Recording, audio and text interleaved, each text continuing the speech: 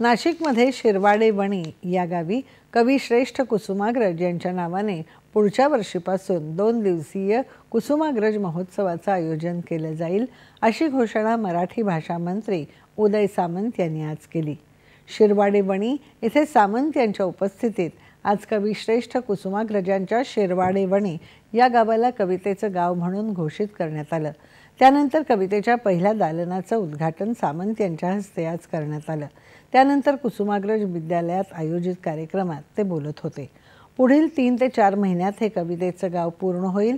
या दालनात प्रत्येक विद्यार्थ्याने जाऊन कवितांचं वाचन करावं। वाचन संस्कृती वृद्धिंगत होईल आणि त्यातून इतर गावांनाही प्रेरणा मिळेल असं नियोजन केलं जाईल, असं सामंत म्हणाले।